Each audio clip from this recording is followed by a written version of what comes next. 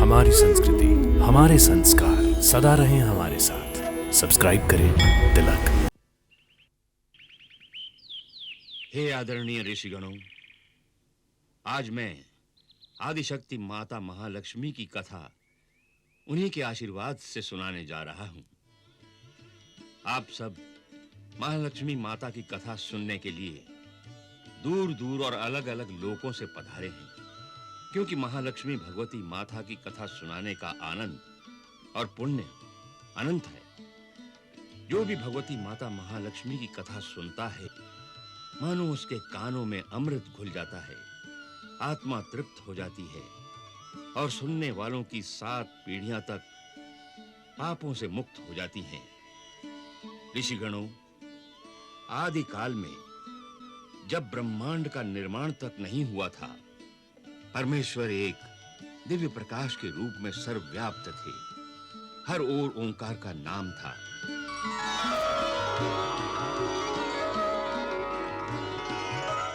इसी दिव्य प्रकाश से आदि नारायण प्रकट हुए।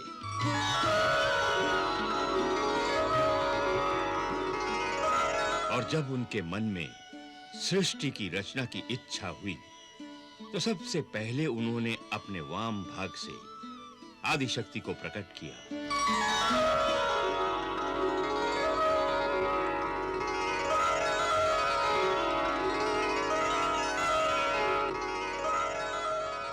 वही आदिशक्ति भगवती महालक्ष्मी माता हैं।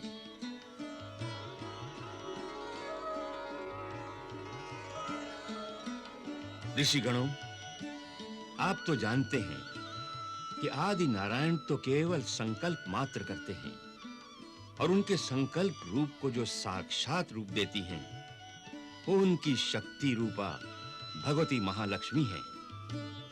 भगवान आदि नारायण की दृष्टि में महालक्ष्मी माता का स्थान इतना ऊंचा है कि उन्होंने आदि शक्ति को प्रकट करने के उपरांत स्वयं सर झुकाकर उन्हें प्रणाम किया।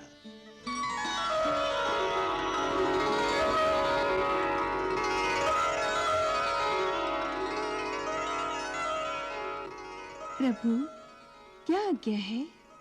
देवी भगवती महालक्ष्मी सृष्टि की रचना और संचालन का कार्यभार मैं आपको सौंपता हूं।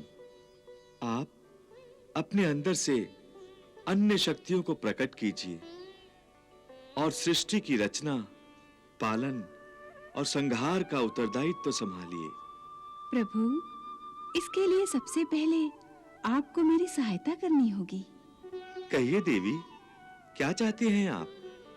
मेरी प्रार्थना ये है प्रभु कि आप अपने महा अस्तित्व के अंश से 3 दिव्य विभूतियां प्रकट करें। एक ब्रह्मा के रूप में, दूसरा अंश भगवान विष्णु के रूप में और तीसरा अंश भगवान सदाशिव के रूप में। तथास्तु।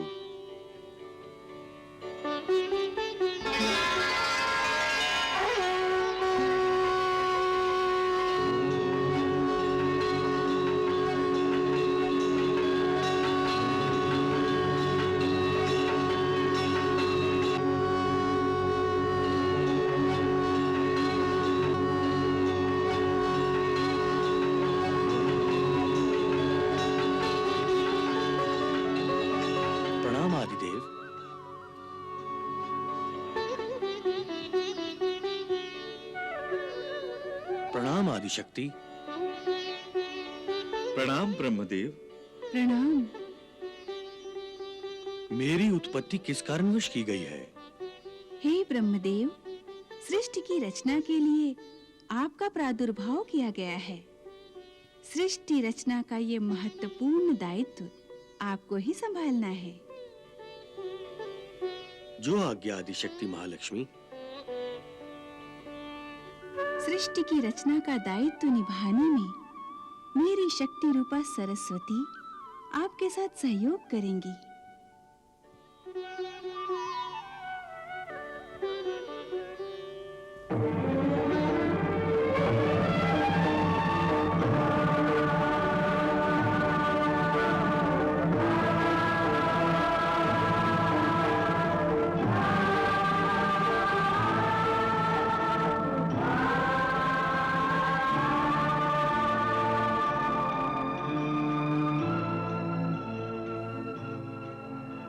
प्रणाम आदिदेव।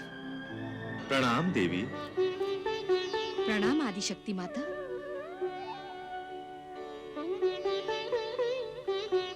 प्रणाम ब्रह्मदेव।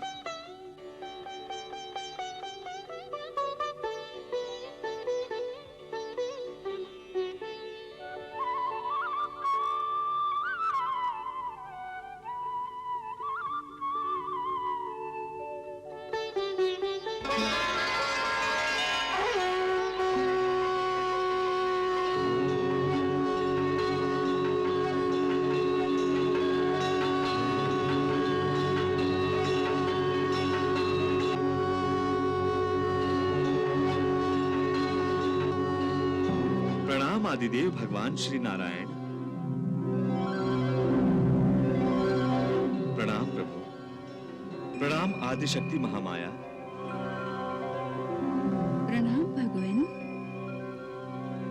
मेरा स्मरण किस लिए किया गया है? हे भगवान विष्णु, प्रभु आदि नारायण ने आपकी उत्पत्ति सृष्टि के संरक्षण तथा पालन के लिए की है। ये कार्यभार आप संभालेंगे।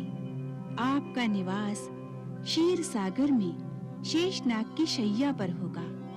जब जब सृष्टि में धर्म का लोभ तथा अधर्म का साम्राज्य होगा, तब तब भीषण भीषण अवतार धारण करके धर्म का संरक्षण और अधर्मियों का विनाश करेंगे। जैसी आदिदेव की इच्छा।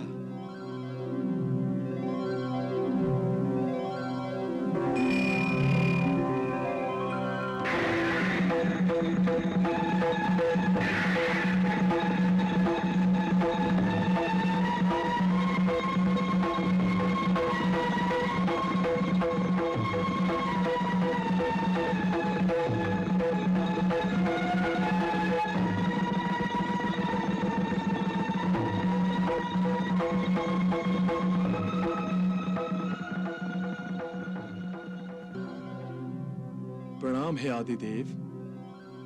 प्रणाम आदिशक्ति। प्रणाम भोलेनाथ। प्रणाम भोलेनाथ। हे महादेवी, मुझे क्यों स्मरण किया गया है? हे भगवान सदाशिव, ब्रह्मदेव प्रभु की इच्छा से इस नश्वर संसार की रचना करेंगे।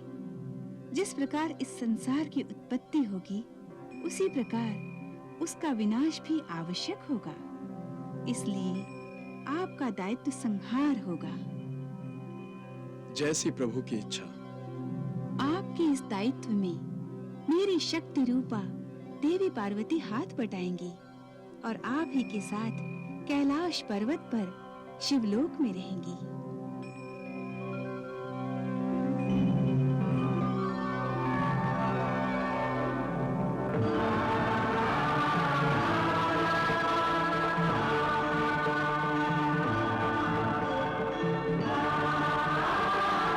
प्रणाम आदिदेव। प्रणाम देवी। प्रणाम आदिशक्ति। प्रणाम। प्रणाम भोलेनाथ।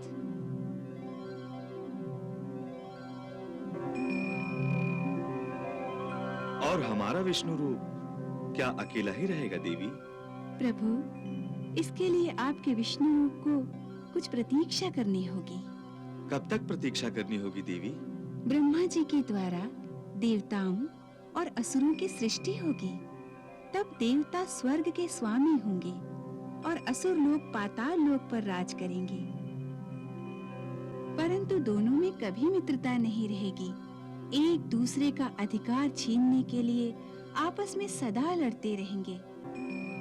इस बार बार के देवासुर संग्राम के कारण सृष्टि के कल्याण में विघ्न पड़ जाएगा। तब मेरी प्रेरणा से देवता और असुर मिलकर समुद्र मंथन करेंगे।